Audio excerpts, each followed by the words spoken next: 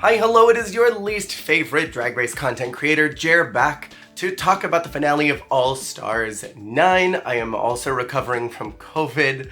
We're on day 5, pray for me. So we're gonna try and keep this as concise as possible, starting with part 1 of the finale, which was completely and utterly useless as a plot device for what was going to be a really big twist for the franchise, but really just petered out at the last second and didn't actually matter at all. Of all of the RuPaul Drag Race gimmicks that we've had, fame games, immunity potions, double diamond, golden beaver, this is probably the worst one of all of them because it didn't actually matter. We spent an entire episode building up to this twist, only for it to have actually no impact in the competition. So much like the immunity potion, it didn't feel necessary at all. A mess. So in part 1, we had a 30-minute makeover, which sounds like a Food Network television show. Anyway, I thought this was such a waste of a mini challenge. This easily could have been a main challenge where we did the crew better work makeover again and everybody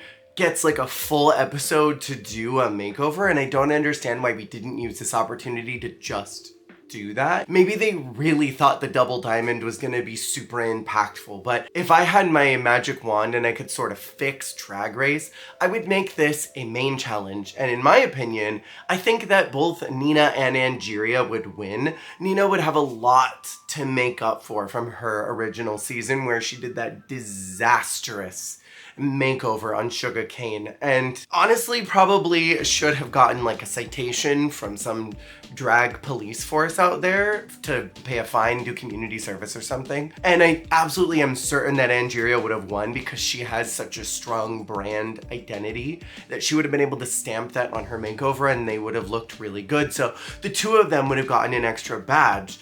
Then if I could fix Drag Race, I would have made the twist a vote for Miss Congeniality, and I wouldn't have told them what was going to happen other than the winner of Congeniality would have gotten some type of prize. And that absolutely would have been a way to guarantee that either Nina or Angeria would have gotten the doubles. And I'm willing to bet that it probably would have gone to Angeria if they didn't know that they were gonna get their prizes doubled. So I think that that would have absolutely shoehorned Angeria into the final and it would have ensured that she would be lip syncing. It was very clear to me that they wanted her to win because scooting ahead into episode 2 in that final lip sync, for me, there was a very clear winner of that lip sync. There were 2 clear winners of that lip sync, and neither one of those were Angeria.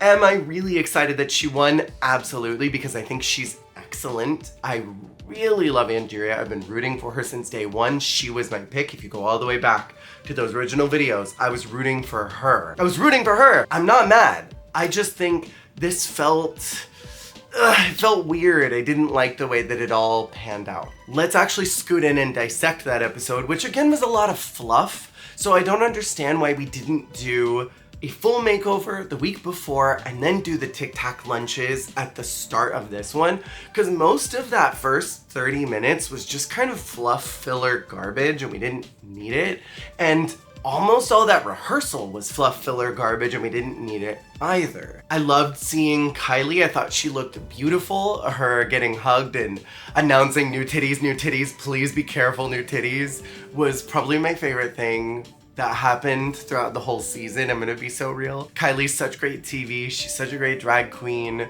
such a beautiful woman. I love her, and it was really nice to see her again. And I loved her step down look. Like, that was so iconic. It was so iconic. For this variety show, I'm gonna be so real, I was pretty bored through a lot of it. It was a lot of drag queen songs, and those are fun. Once, twice, third time it starts to be like, okay, when's the next act coming on and are they gonna do something more spectacular or incredible? What is tough about a lot of these variety performances is that actual talent isn't really recognized and hasn't been for a very long time. Anything variety show wise sort of just felt like we're gonna give it to whoever we like the best, not necessarily who had the best showing, in my opinion. Angeria was really pretty in her variety show, and that was pretty much where it stopped. Mick looked really cool. It was very rocker coded, but I was just hoping for something else. I don't know what I wanted, but I wanted something else. When Georges came out, my first thought was, who's that intro singer? Because they did something for Shangela in All Stars 3. They did something for Alyssa in All Stars 2. I think they did something for one of the girls in 16 and one of the girls in 15. They've got this very specific voice, and I'm sure that it is some Texas queen who is just like, hire me, I'll do voiceover work! And they always do all the drag queen things. So that was the first thing that popped in my brain is, who is this queen? I hate that it wasn't Georges' voice through the whole number, but that throwing her at the end that's going really viral and her hair is just huge like Fozzie Bear is crazy, and I think that she looked really cool. Plastique was phenomenal. She spoke Vietnamese. She had these beautiful sleeves that ripped off, and I loved everything about how gorgeous that performance was. It was so cultural. It was so reverent towards who she is and where her drag is. And then it was silly and it was camp and it did all the things that you're supposed to do on Drag Race, and the marshmallows and the burning titties. And it was literally everything but the kitchen sink. And it was perfect. And it should have been rewarded with a win, because it wasn't like it was too much that it was like, damn girl, you should pull back just a little bit. It was enough that it was enough. And I was so disappointed that it was not ranked at the number 1 or number 2 spot. And that's why girls don't go out and do real talents anymore. That's why they don't go out and do something spectacular. They play it safe and do a drag queen mix, because that's what producers are going to crown. They're gonna give the win to whoever they want to, and it doesn't matter how good of a performance you do. It's sad that we saw this happen to Gia Gunn, we saw this happen to Nymphia, and now we see it happen to Plastique, and there's all of these long-standing things about how Ruin production feel about Puerto Rican queens, and now we can tack that on to Asian queens as well, if it wasn't already completely apparent that Ruin production are super disrespectful to their cultures. It's just disappointing to see, because Plastique worked hard for it, and she deserved that top 2 spot. Nina came out doing a song that was about Drag Is for Everyone, which was really fun. It was very reminiscent of Mrs. Kasha Davis's song from All Stars 8, and so I responded to it for that reason. It felt very Nina.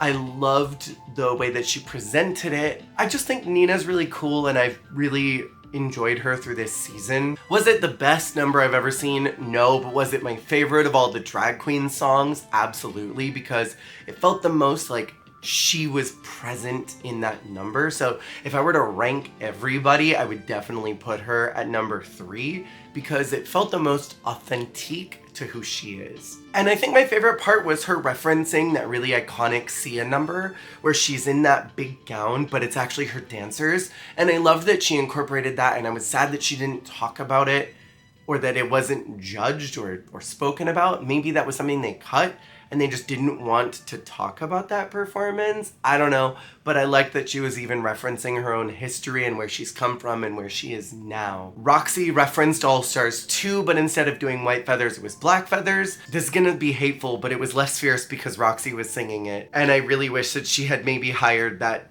Texas queen who talks like this, because I think that maybe the number would have been better if it was someone else singing it. I like that she referenced All Stars 2, but it was sort of like, we've seen this, so it wasn't as spectacular as I wanted it to be. Not for like the finale. Chanel undoubtedly was the best performance of the night, right next to Plastique. I have a really hard time deciding which one of the two of them I liked the best.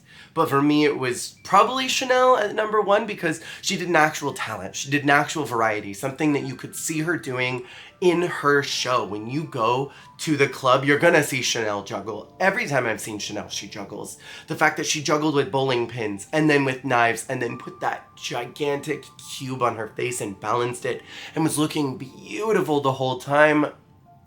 Snaps for Chanel, because she did that, and she deserved to also win this week. And it wasn't a drag queen song. Vanjie did another singing thing and it was fun. By this point, I was really bored of the drag queen songs, and she also had that voice, so it was less impactful than when Georges did it.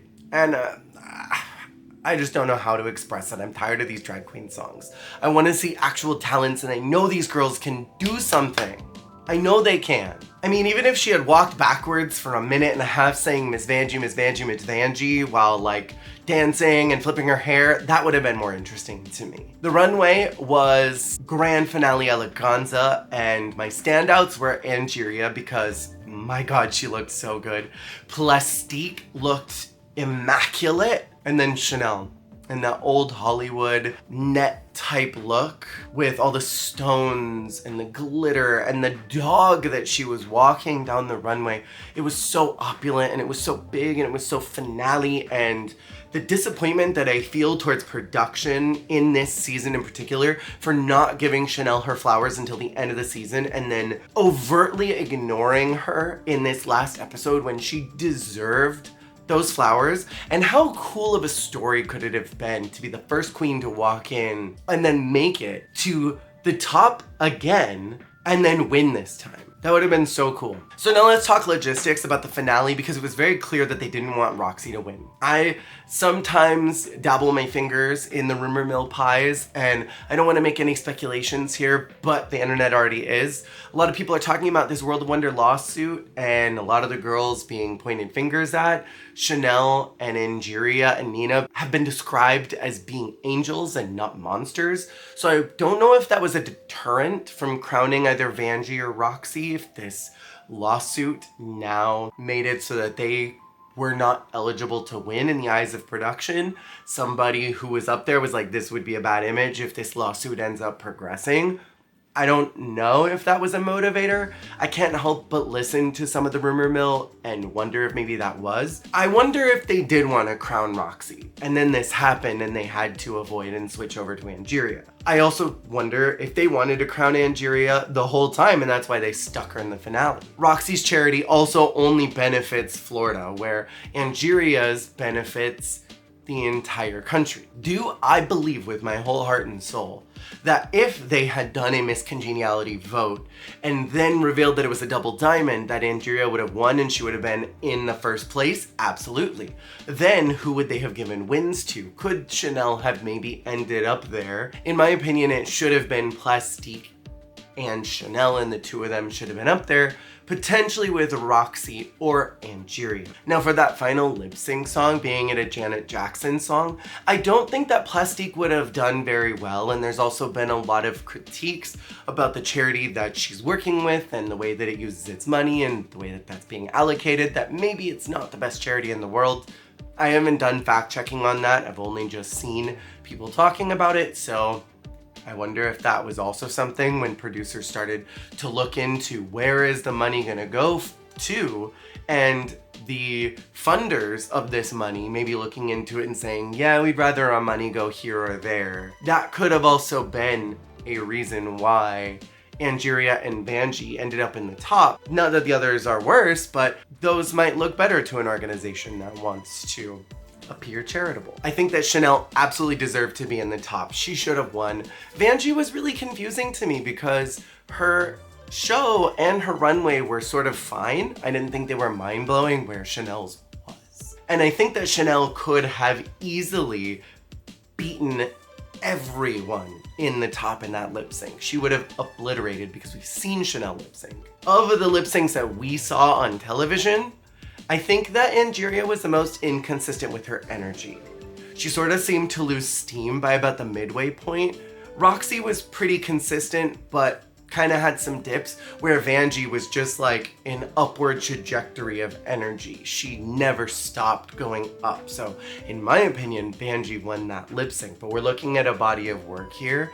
And I think over the entire season, the two main characters were Angeria and Roxy, constantly feuding, giving the snippers to each other, always being in the top, always sort of being overlooked by some of the other girls, really delivering on the runway and in the challenges in their own unique ways with their own identity. And so I think either one of them could have represented the franchise well. A lot of people are talking about how Roxy was rigged out of the finale and how she deserved it and how it was disrespectful that she didn't win and that she was the real winner. I think that that narrative can get really dangerous and really racist after a while, and we need to be careful about our words. I also think that it's silly to believe that production would look at a season and say this top 3 or this top 4 is going to be the best one, the one that we're going to definitively say is our favorite, because we already have Jinx and Alaska that have won All-Stars from that season.